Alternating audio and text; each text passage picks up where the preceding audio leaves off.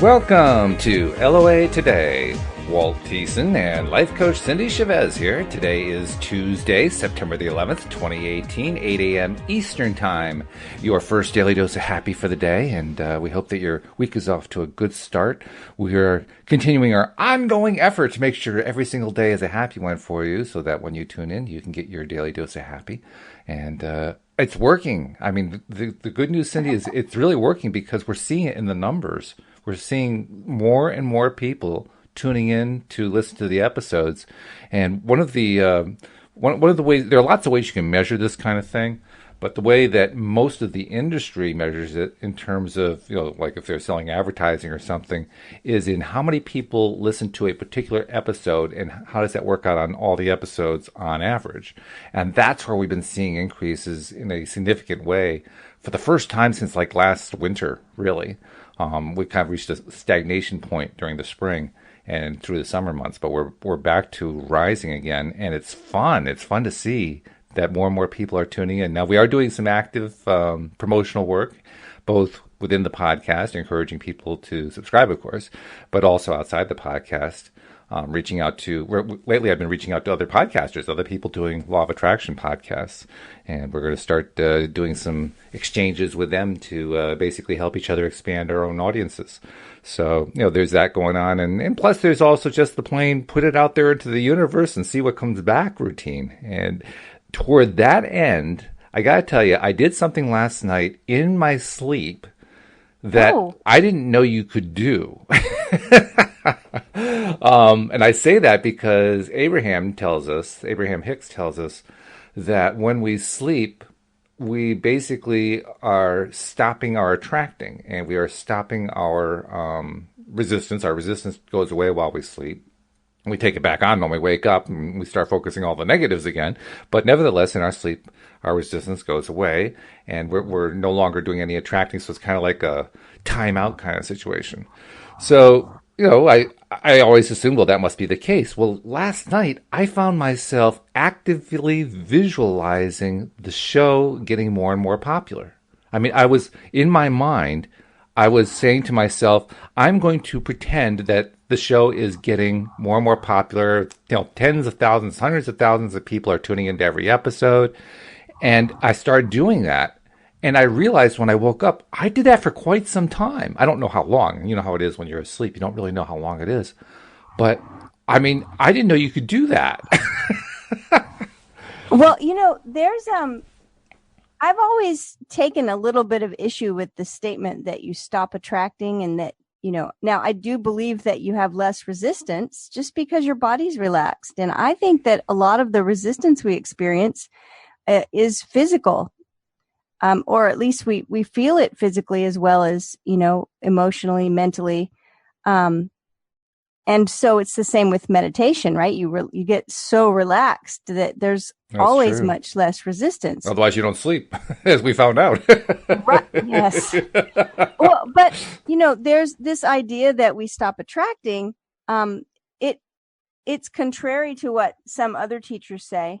And I know that one thing I always found interesting was the studies that show that our brain is even more active when we're asleep than when we're awake. Very often. It seems like, well, we go to sleep and everything just stops, but our brain actually continues to be active. And there was a book that I read years ago. I remember the author is Eric Meisel, who's written many books, but this particular book, I can't remember the title. I want to say it was I think it's called Sleep Thinking, but it's a whole system of how to program your mind to where you can get important things done while you're asleep. And then we know stories and stories of people who have woken up with an invention or a solution to a problem that they had.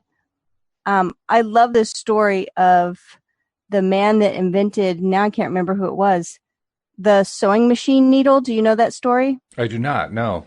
Well, the automatic sewing machine, if you look at a hand sewing needle, one end has the point and the other end has the little hole for the thread. Right. But on a sewing machine, the hole is on the end with the point. Right. Yep.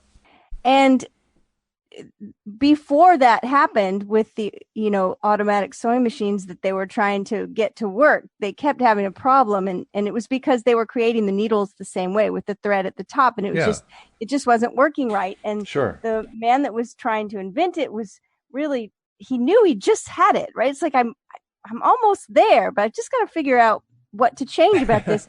And one night he had a dream, and in the dream, there were all of these like native peoples with spears, and they were holding these spears, and at the top of the spear there was like a hole. And he woke up and he realized that's what I need to do. The sharp end needs to have the hole. So I mean, he was attracting information and solutions while he was asleep, right? Yeah, I would say so. I mean, so here's my question for you, because this is great. Did you consciously make this decision and start thinking process as you were still awake but falling asleep? Well, that's the question, really, because part of the definition of sleep is that you're not conscious. You're asleep.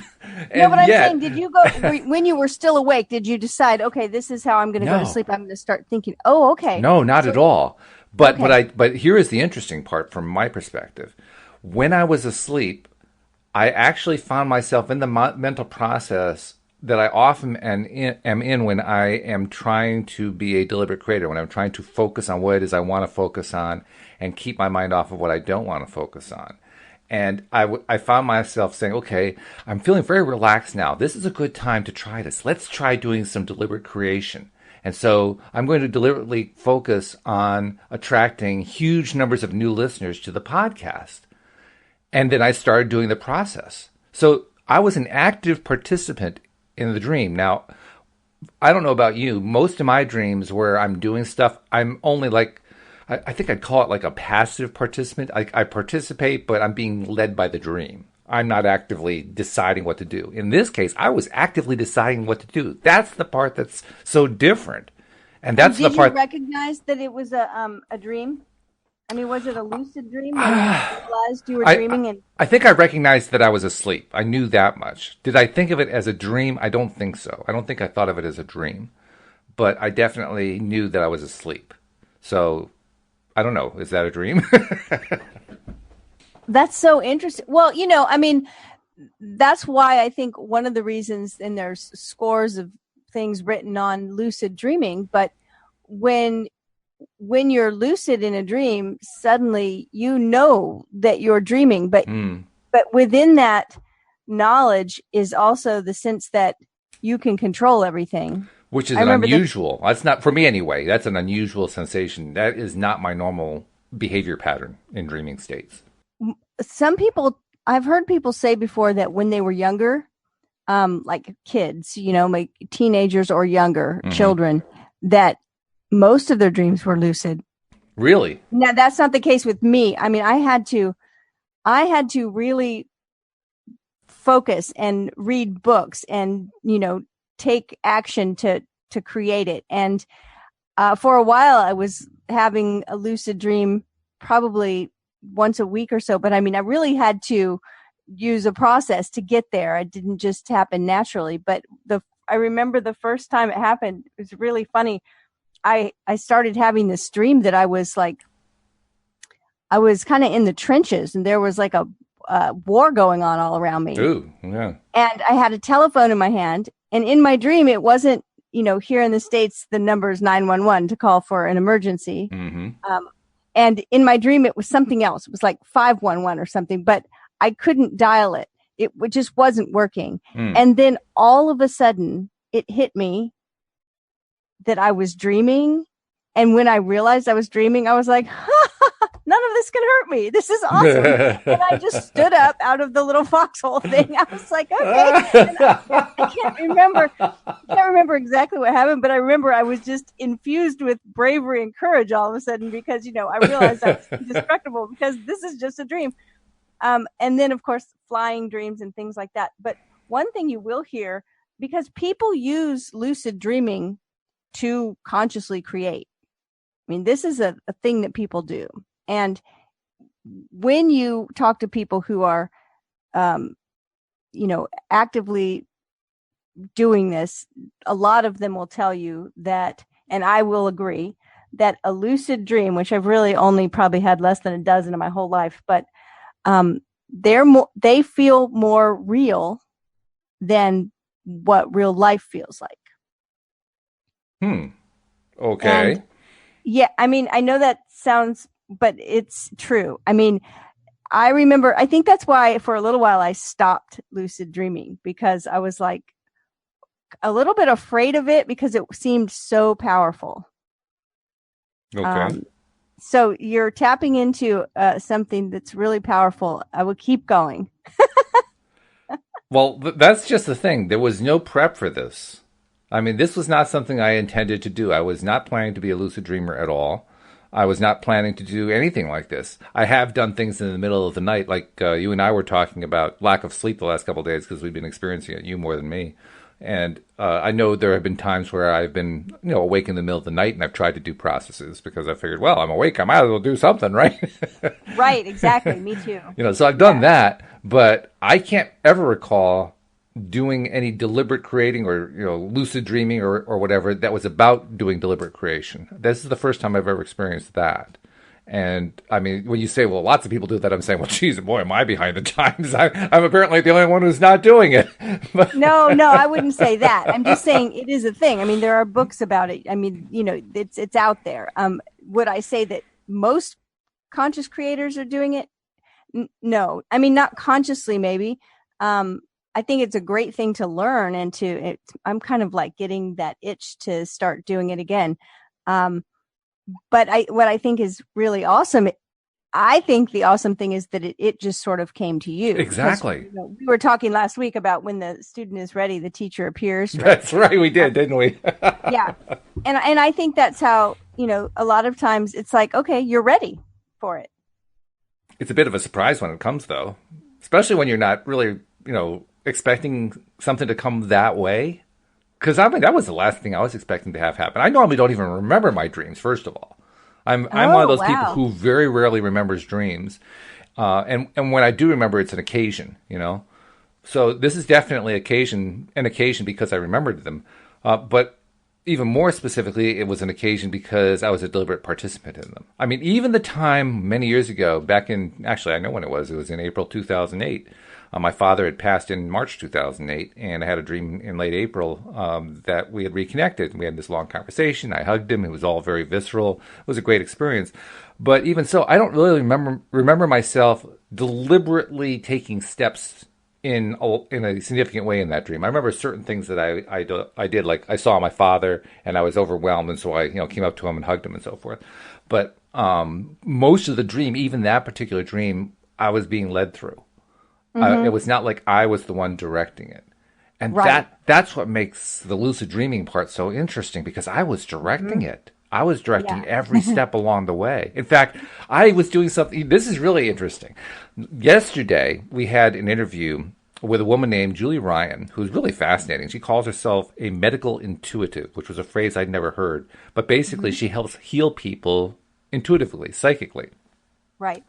And it was a great conversation. One of the things that we were, one of the things that we were talking about was how, oh, geez, I just lost the thought. Oh dear, where was I going? Now this is the woman that does the LOA radio. Yes, she's on the Law of Attraction Radio Network. Right, she's one of their stars, so to speak. And let's see, what were we talking about? Regarding dreaming, though, well, you just point. What was help me tie it together, because stuff fell apart in my mind. You just made a point. What was the point you just made?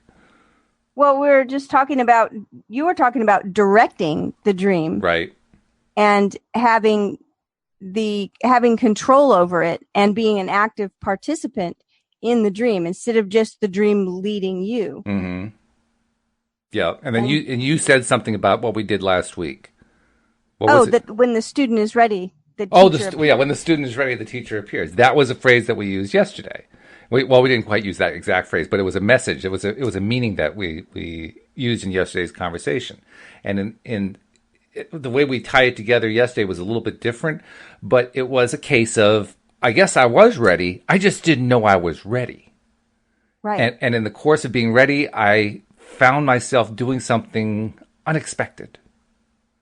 And that it was the thing of doing unexpected that was, well, unexpected. It was just a surprise.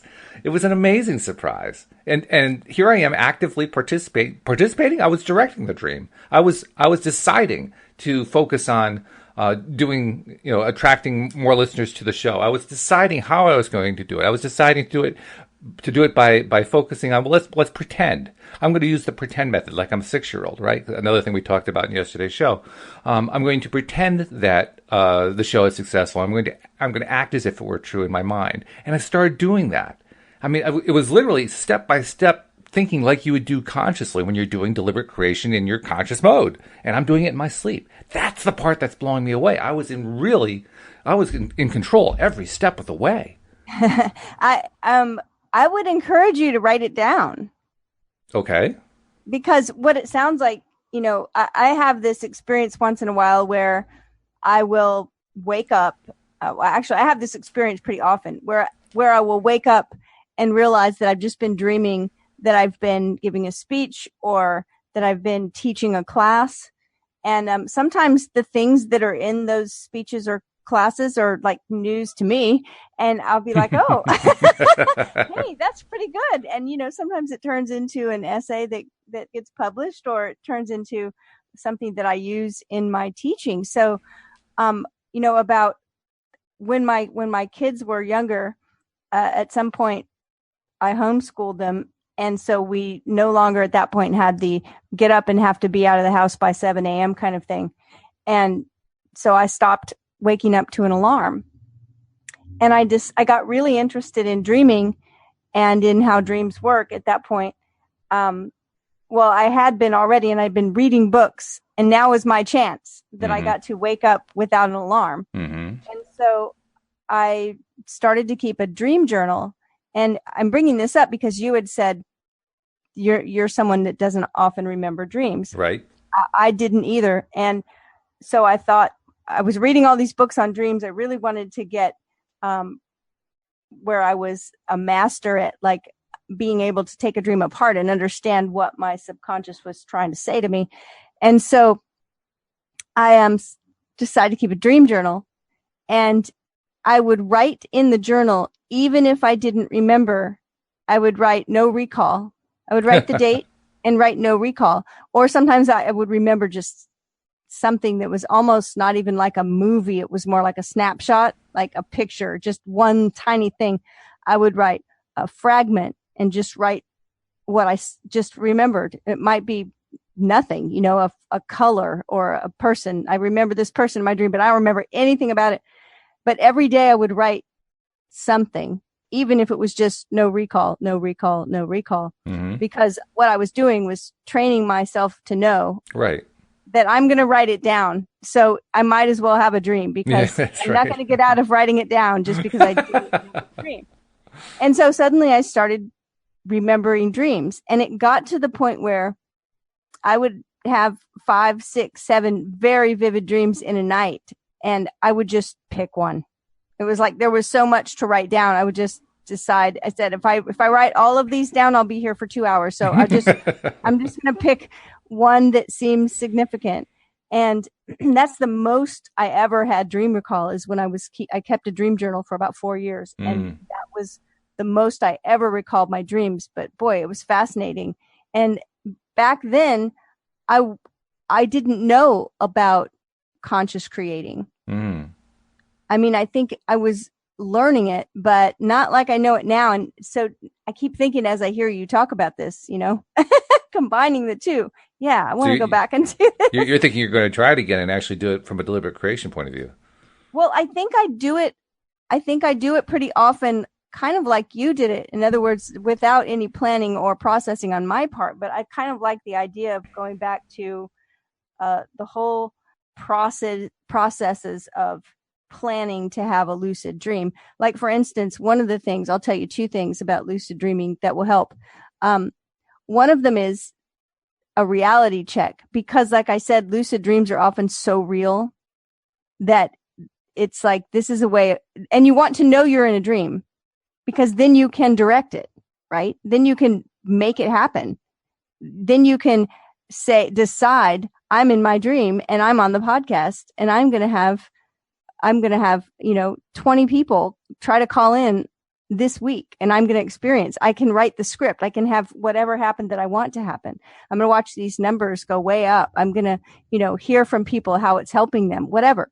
So you want to know you're in the dream. That's what makes it lucid, is that, oh, I'm in a dream. I can do what I want. So one way that people do that is they start paying attention to what time it is in their waking life. Look at the clock. And when you see a clock, look away and then look at it again. So I just looked at my clock. It says I'm on Central Time, so it says 7:21. So it's 8:21 Eastern. I look away. I look back. Yeah, it's still 8:21 Eastern. But in a dream, that will never happen in a dream. You look at your watch in a dream, and it'll be noon, and then you look away and you look at your watch again. And it's 4 o'clock, or it's some weird. It's gone backwards or something. So it's called a reality check, and it's a way that you can know I am in a dream, and now I can start directing this dream however I want to. So I think that that's like a really cool thing to do, but you have to do it. The other thing is, if you're in a lucid dream and all of a sudden you feel yourself, oh no, I'm waking up. Because most of the time, if you're in a lucid dream, you're having so much fun, you don't really want to wake up. Yeah. It's like, I'm losing it. Oh no, I'm waking up. Spin around. Just spin around. Usually that will keep you in the dream. Really? Mm-hmm. Okay. You sound a little skeptical. But, I don't know what to make of it, to be perfectly honest. I mean, literally, I guess you're going farther with the dream than I had even experienced last night. To me, I wasn't being as specific as, well, I'm going to have this many people listen to the dream, and so now I'm experiencing this many people listening to the dream. It wasn't like that at all. I was simply doing what I do in my waking state, just visualizing, well, wouldn't it be great to have, people in the listen, so many people tuning in. And often my stories don't go very far, and they didn't go very far in the dream. It felt just like I was doing it in my waking state. Well, I think that's what's so cool, is that you're doing you found yourself doing in your dreaming state the conscious creation techniques that you use in your waking state. Mm-hmm. Yeah. What does that tell you? It's like it's becoming natural, so natural you do it in your sleep. And we have that saying, right? Oh, he could do that in his sleep, right? That's true. Walt is such an amazing conscious creator. He just does it in his sleep. The other thing too is I don't think I've ever felt like my sleep, my dream was the same as reality. Maybe I have. Did you last night? No. It was very clear to me I was in a dream. Okay. I didn't have to do a reality check. It wasn't even a question. It was like, oh yeah, I'm dreaming. I know that. That's okay. I had a dream a week or so ago. I might have said this on the podcast. It was so funny. I had have you ever had a dream inside of a dream? I don't know what that means. Okay, what it means is you're dreaming and you wake up and you're like maybe telling someone about the dream you just had, but you're actually still dreaming. And then you really wake up. And you're like, I think I had that when I was a kid one time, but yeah, it's been a long time ago. The other week I had like a dream inside of a dream, inside of a dream, inside of a dream. I kept waking up in my dream and telling someone about the dream I just had, and then waking up again, but I still wasn't really awake in real life. And at one point in my dream, I pinched myself. Because you know how they always say, pinch me to see if I'm dreaming. I pinched myself to see if I was dreaming, and I pinched myself really hard in the dream. I was like, ow, that hurt. I must not be dreaming. I must be awake, but I still really was dreaming. And then I woke up and I was like, oh, wow, I don't even know how to explain this. Well, let me pose another question for you. How do you know you're awake? Maybe I'm not. I mean, right now we're doing this podcast, or so we think. Well, so we think. I know I'm awake because it's 8:24 Eastern time, and I looked away, and when I look back, it's still 8:24. It's still 8:24, so the reality check worked. Okay. But then again, I pinched myself, and it wasn't really happening. So, yeah. But the clock always works, or at least it has for me so far. So, speaking of the clock, let's tell everybody how they can subscribe, because I don't think we've done that yet. We have not. You're right. Yes. We always make it a point to do that at some point during the show. So, yeah, actually 3 messages we need to give out. The first one is, if you are a non-subscriber, perhaps this is your first episode, and you're finding it to be entertaining. First of all, we're glad of that. Second of all, you are in line with a whole bunch of other people who have discovered us lately, who are helping to increase our numbers because they're finding they were enjoying it too. So here's the good news. You can become a subscriber and get all of the episodes that we do. We do 11 a week coming right to your smartphone every single day, or tablet, or whatever device you use. And it's real simple to do. If you have never subscribed before, very, very simple. The instructions are on the homepage of our website at loatoday.net. And basically, like if you're on an iPhone, you don't even have to go to the homepage. You can just go right to your podcast software. That's the cool thing about an iPhone. It has podcast app built right in. You open it up, and there's a little search icon, a little magnifier glass, and click that and do a search on LOA Today, and boom, there we are. And then you click the subscribe button, and now you got all of our episodes coming directly to your phone. Android users are not left out in the cold, of course. They also can subscribe, and we love them when they do so. The only real difference is podcast operating systems don't normally come with, Android operating systems do not normally come with podcast apps built in, so you have to go find one in the Play Store. But fortunately, there are a lot of them, and many of them are free. But you just find one, install it, and then do a search within that, just like the iPhone users do, and you can find LOA Today, and boom, now you can subscribe too. And even tablet users can do it too, whether you have an iPad or an Android type tablet. It works just the same there as well. But please do become a subscriber, because we make it a point every single episode to have so much fun that the fun is contagious and you're feeling like you're a part of it. And that's really the beauty of being a subscriber, because it's a way of getting that lift every single day. So give yourself the lift, because we know we're all deliberate creators, right? We're all followers of the law of attraction. We know how important it is to get to that high-flying place. Well, LOA Today is a great way to make sure you're doing it twice a day, which is really cool. Second message. For those of you who are already subscribers, please keep posting out there. Many of you are doing it now, and we want everyone to do it. Just post on your social media platform of choice, whatever you use, something about loatoday.net. And when you do that, you're helping not only through the algorithms of social media, but also through the source energy of the law of attraction. You are putting out there, hey, Law of Attraction through Law of Attraction teaching through loatoday.net, teaching, and not just teaching, entertainment is great stuff. And other people find out about it. And then they also become subscribers. So you're helping to spread the word so that more and more people can get their daily dose of happy. So those are the 2 big messages. There's also a third one, which is we love to hear from you guys. We've had that a couple times this week, Cindy. We had a caller come in on Monday morning. And that caller, by the way, his name is Louis. He lives in London. And after the call was done, Tom Wells, who was doing the podcast with me, said, I've been thinking about reducing down from 2 to 1 podcast a week. He'd be a great person to be the co-host. Well, not coincidentally, Louis had actually originally contacted me by email saying, hey, I'd love to be a co-host. So wow. The Law of Attraction has done its thing again. And so Louis is going to be the new Monday morning co-host on LOA Today. Amazing. Which is very cool. So you never know what's going to happen when you call in as a listener. We also had, of course, Julie Ryan, who was our guest yesterday, and we had one of our listeners chatting questions to us through the Zoom chat. So that was fun too. But it's great when you contact us either by calling the show or just by using the contact form on the loatoday.net website, or however you choose to contact us through social media, Facebook. You can tweet something at us. Although, to be perfectly honest, if you want me to see it, don't tweet it to me because I don't look at Twitter. But nevertheless, I look at Facebook. That's a good way to do it. We now have an Instagram person. We have somebody who's actually posting stuff for us on Instagram. So there are a number of ways you can get in touch with us. But please get in touch with us because we love it. We love it when we hear from our listeners. I think one of the first ways anybody ever contacted me about the podcast was Instagram. Really? Well, besides email. I mean, I have had people send me an email, but I had made a comment on someone else's Instagram thread, had nothing to do with law of attraction. I just had made a comment, and then someone commented to my comment and said, love your podcast with Walt. You guys are doing a great job. And I was cool. like, wow, how cool. So you won't find Walt maybe on Twitter, but you can find me over there. So There you go. Yeah. if you're a tweeter, you can tweet to me or find me on Instagram. Those are the two places that I'm most likely to see it. That's good. Yeah. We're all over the place. My best place to be found is Facebook. I don't do a lot of social media, but that's your best shot.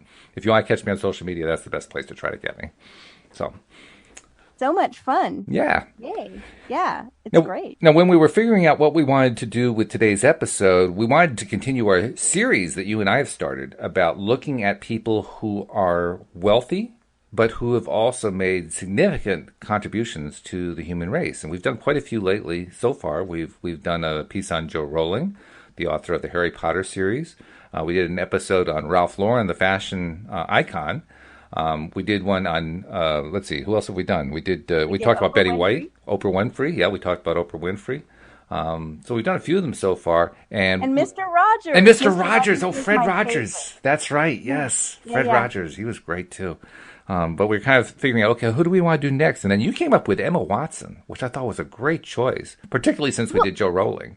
But you know that question that people ask, they're like, if you could have dinner with anyone, dead or alive, right, yeah, right, and I always just draw a blank most of the time. Of course, one of my answers to that question was always Florence Scovel Shinn. Oh yeah, we've talked about her before on the podcast. The author of the very famous New Thought book called The Game of Life and How to Play It. But when we started this series because we had just finished up the book Money and the Law of Attraction. And what we realized is there was continually all through it direction to write a new money story. And so often people's money story, the old money story, the money story that's not doing us any good, is a very judgmental money story. And it might have a lot of things in it like, I never get paid enough. And, and it also may have things in it that point out that rich people, act ways that we don't like, and people are bad, and wealth is evil, and all of this kind of thing. And we realized, well, that doesn't serve us very much.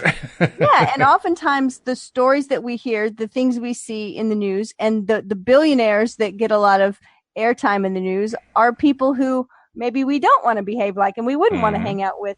And it hit us both that that's really not the majority of people with loads of wealth. Not at all. And because it's not the majority of people. Not even close. and so we just had this idea that, well, what if we were to get to know some people that were extremely wealthy, and also people we would want to have dinner with, people that are doing good things in the world, people that have fun personalities, people that are kind. Mr. Rogers, I loved the one quote we used of him, that he said that there are three things that you have to do to be successful. Number one, always be kind. Number two, always be kind. Number three, always be kind. And I thought, so we started thinking about it yesterday about today's show. And I've always just liked Emma Watson. And, Emma Watson, of course, is famous for her role as Hermione in Harry Potter. And so I thought, well, let's just find out a little bit about Emma. Yeah. Emma earned $60 million in the Harry Potter series. And I'm not sure, she's been in lots of other movies and done lots of other things. And so that's clearly where that's where she made her big money, though. No doubt about it, in the Harry Potter series. I mean, I think they said the first Harry Potter film came out and it grossed $940 million. It's like, holy cow. Seriously? You've got wow. $940 million. Can you imagine nearly $1 billion for a film on its release? Oh my goodness. Wow. That's just mind-blowing. I read something interesting when I was taking a very quick look at her biography. And that was that after there were how many movies? 8 movies. 8. Okay, that's what I thought. And which one was the Phoenix? Was that 6? That was 5. 5. Right. Okay. So after that movie, all 3 stars were hesitant to sign on for the next 2. Hmm. And and in the article that I read, it didn't really say why, but well, it did from her point of view, because I think she finally agreed to after Daniel Radcliffe agreed to. Oh, really? She was, she held out a little longer. And part of it was that, well, I mean, altogether it was 10 years. Yeah, it's a long time. And they all started as kids. Right. I mean, young kids. And she just didn't know if she knew that saying yes was 4 more years of commitment. Right. And it seemed like a lot. And I was like, well, it does seem like a lot. And especially it would seem like a lot to an adult, let alone to a kid. Yeah, a teenager. Oh yeah. 4 years seems like a long time. I remember when it was, my time to go to college. College is 4 years, right? And that just seemed like an eternity. Of course, when you're done with it, it's like, whoa, where did it go? But in the beginning, it seems like a long time. I often think of how fast the weeks go by now. Mm-hmm. Yeah. Right. Now that I'm more advanced in my age, now that I'm not 10, right? But when I was a kid, when it was like you had to wait until the weekend for something and it was Tuesday, yes, right. Like it was never going to come. And now it's like, oh, the weekend's just boom, boom, boom.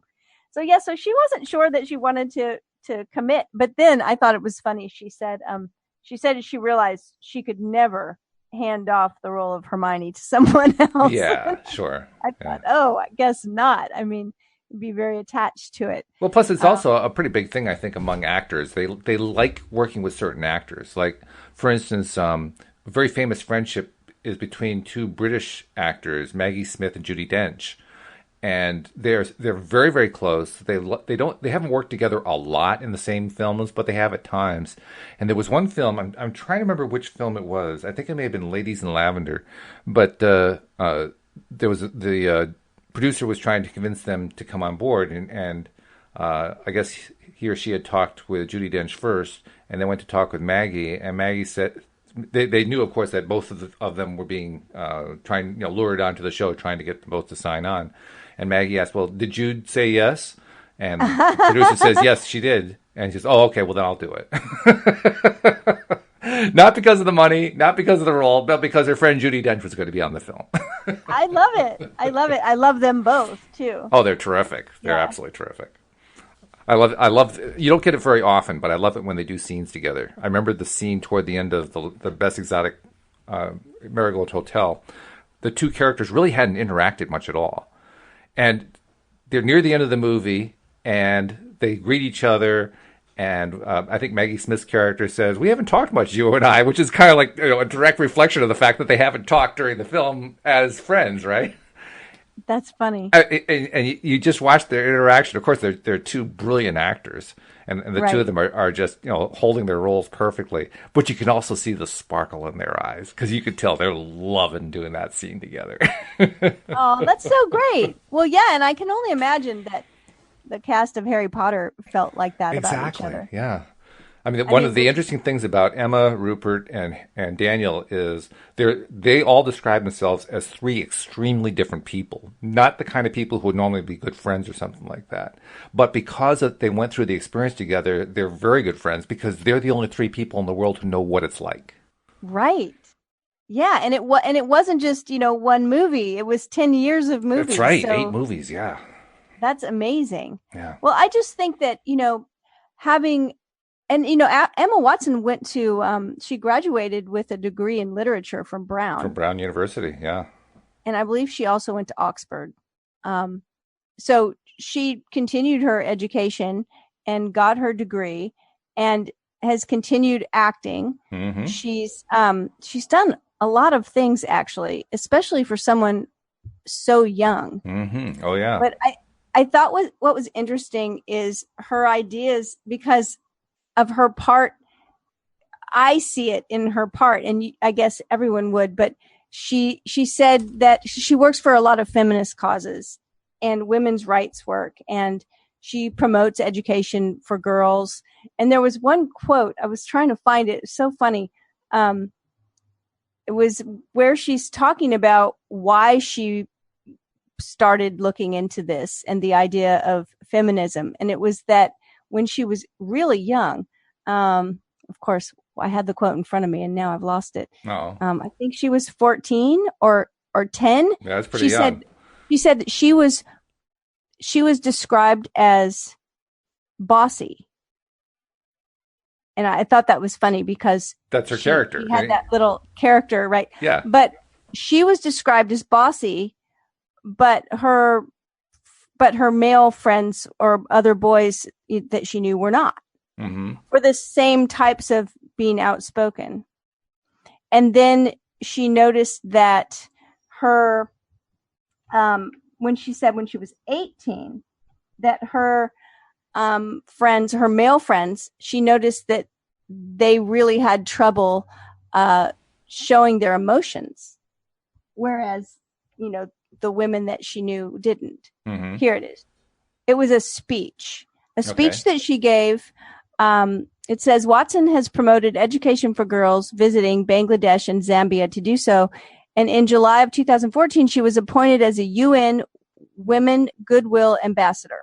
In September, an admittedly nervous Watson delivered an address at UN headquarters in New York City. Wow. It was kind of funny, right? Because she's acted forever, but this was like nerve-wracking. I can imagine. Well, yeah, because it's live. It's address. Right? when you're doing movies, you're acting for the camera and for your fellow crew members. You can redo and retake.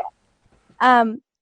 So it says to launch the UN Women campaign, He for She, which calls for men to advocate for gender equality. In that speech, she said she began questioning gender-based assumptions at age 8. Okay, I knew she was young. At age 8, when she was called bossy, a trait that she has attributed to her being a perfectionist, whilst boys were not. And at 14, when she was sexualized by certain elements of the media, Watson's speech also called feminism the belief that men and women should have equal rights and equal opportunities, and declared that the perception of man-hating is something that has to stop.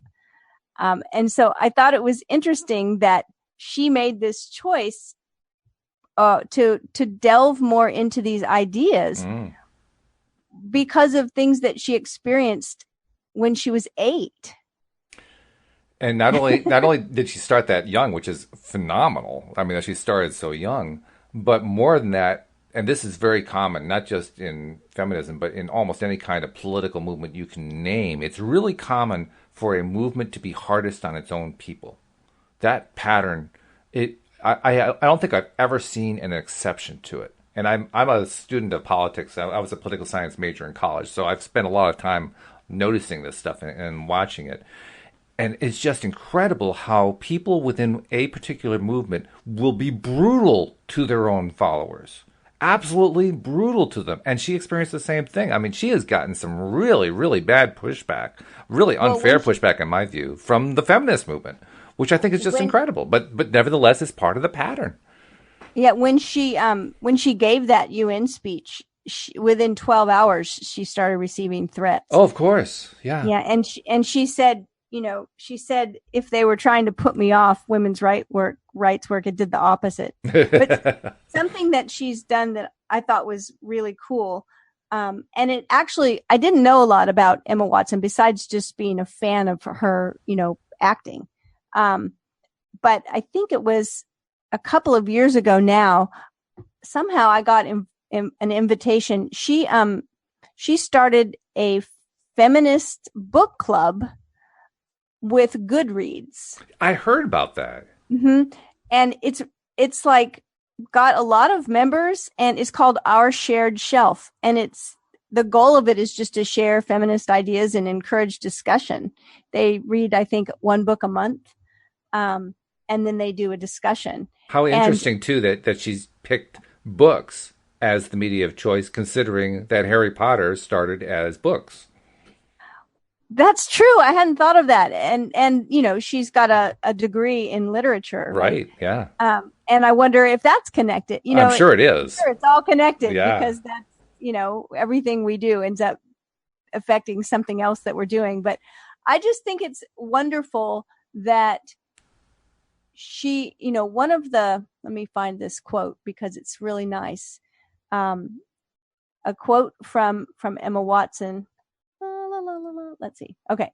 She said, I'm willing to be seen. I'm willing to speak up. I'm willing to keep going. I'm willing to listen to what others have to say.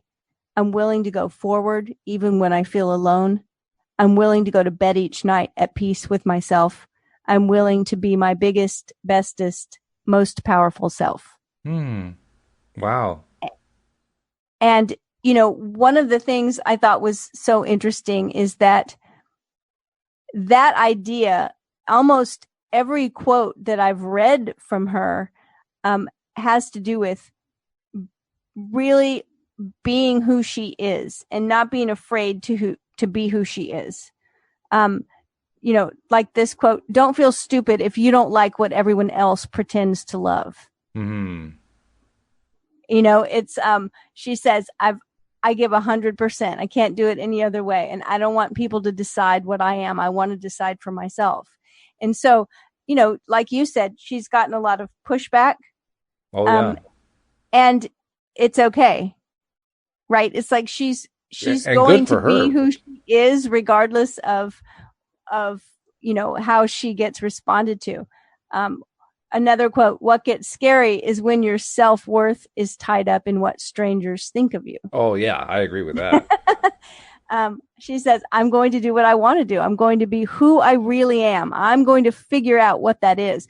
She also has a certification in yoga teaching. She has a certification in meditation. She has a degree in literature, and she's doing all of this work. And it's very obvious to me that she has not let other people decide right what she's going to do or who she is.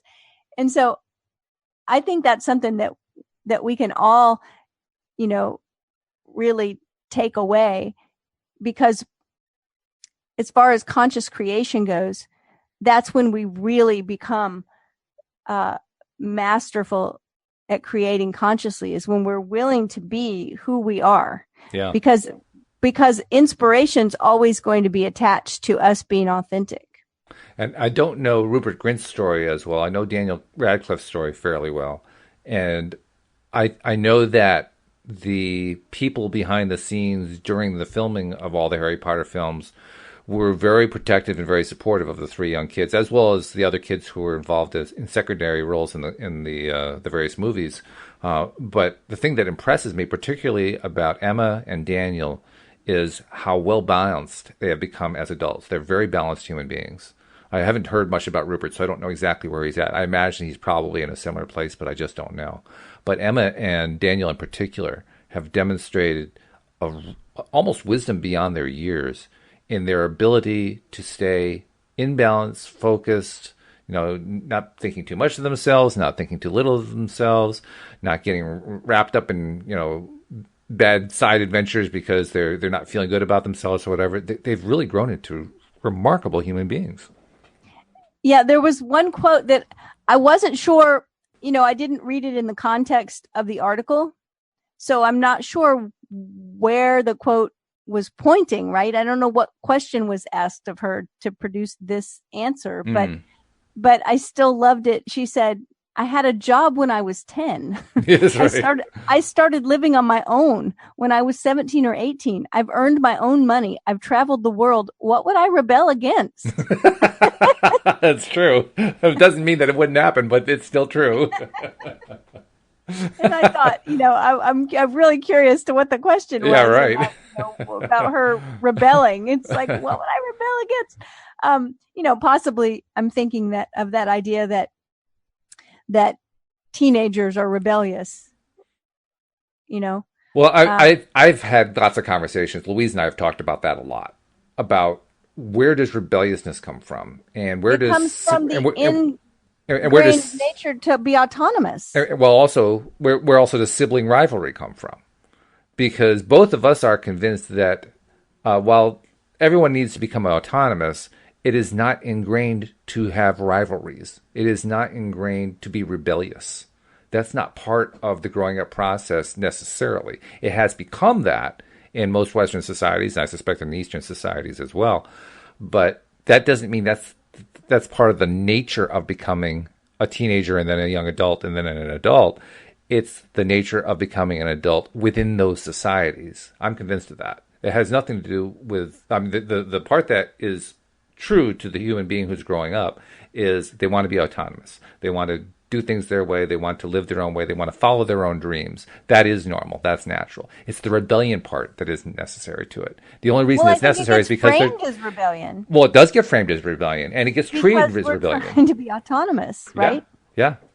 And sometimes the only way within a family structure, when we have pretty much no control over anything, you know, as an 8-year-old, 10-year-old, 12-year-old, 15-year-old, I mean, everyone is making the rules for us. Everyone is setting the standards and expectations for us.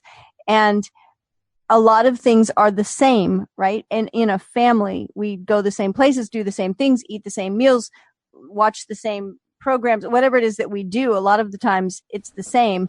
That the only way we can be autonomous is to try to do something different. It's true. Is to decide we want to eat a certain way or dress a certain way, and often that gets framed as rebellion. Yeah.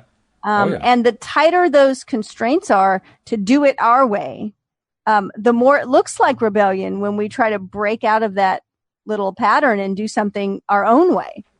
So I think that, and as far as rivalry goes, I don't know. I think that it's ingrained in us to survive, right? I mean, that's that squirrel brain again that is so important to us to get away from the dog that's chasing us, find a nut to eat, and find other squirrel that we can procreate with to make more squirrels, because those are the only 3 things that are important at that primal level of survival. We just have to survive. So it's built into us to make sure that we continue living. And I don't know, I think sometimes that shows up in different ways when it's not an issue. Well, living isn't, you know. It doesn't have to be an issue, but it does become one. I think there's another aspect to sibling rivalry. And I think what it comes down to is something directly tied into what we talk about in law of attraction circles and deliberate creation. And that is source energy, being connected to energy, being in alignment. I think it was James Redfield who wrote the Celestine Prophecy series of books, pointed out that there is a lot of energy and effort expended in trying to take energy from others, and that it's as if there was a shortage of energy. And you know, some people will strive against other people because they're looking for energy and they don't know how to get it otherwise. One of the great things about learning about deliberate creation is learning that the energy actually comes from within, which again was also a Redfield point. But the fact that it comes from within means that we don't have to try to steal energy from somebody else in order to feel energized. We can actually learn to connect within and get it that way. And that's really the healthiest way to get it, because that's an unending flow. It never stops. But in a sibling rivalry, I think what happens is kids aren't really taught to go within very often.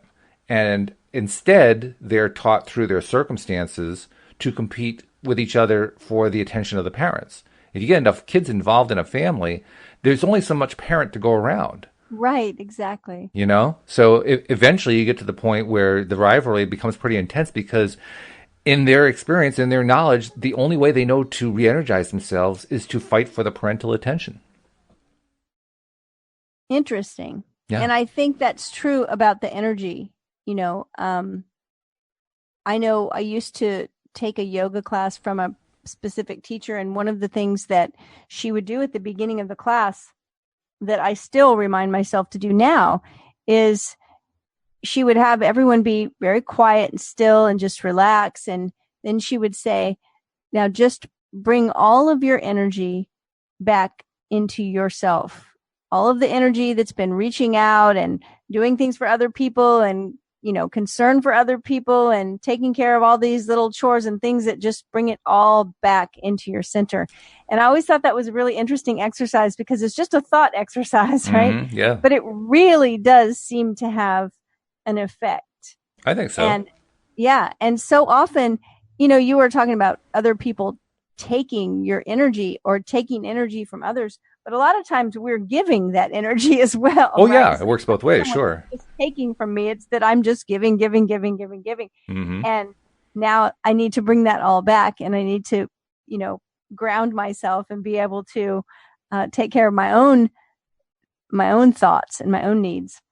That's why I think it's very important for parents to make a point of teaching their kids how they can go inside. They can go within to connect to everything that is. And I mean, that's part of what I hope happens with people who learn to become deliberate creators, who learn about the law of attraction.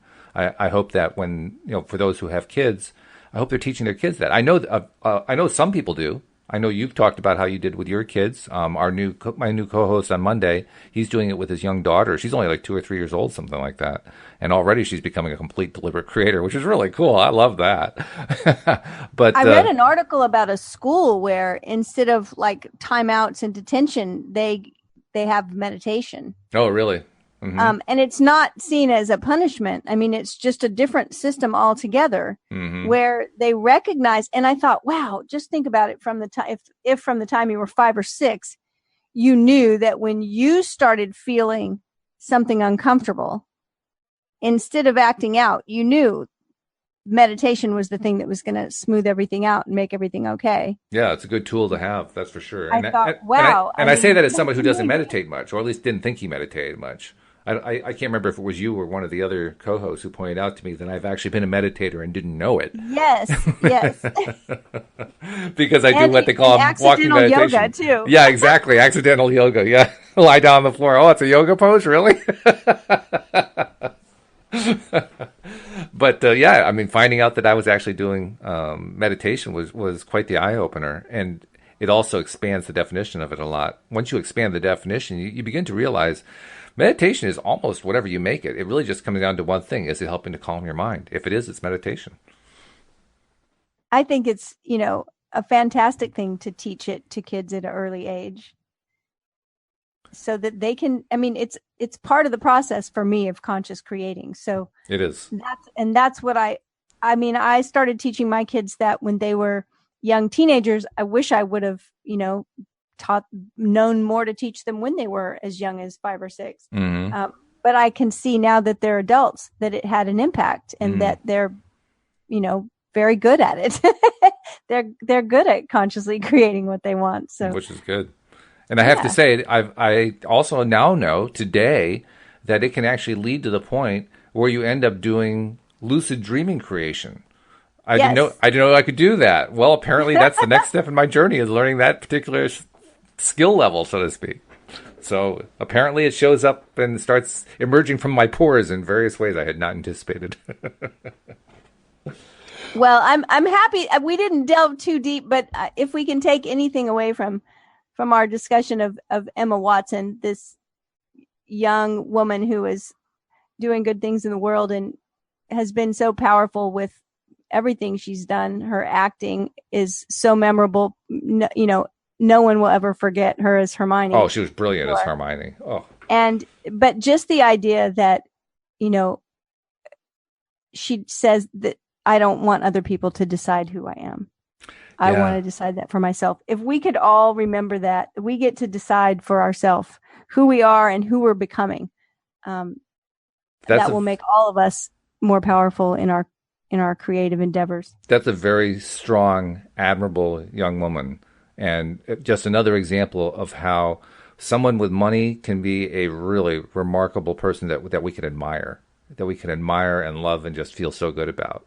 So, well, thank you for picking her as a topic, because I mean she's a great example of it. I mean, she's right in there with Fred Rogers, because with some of the earlier ones we were talking about their philanthropy and so forth. With Emma and Fred, their philanthropy was just being who they were and relating to other people the way they were. That's their philanthropy.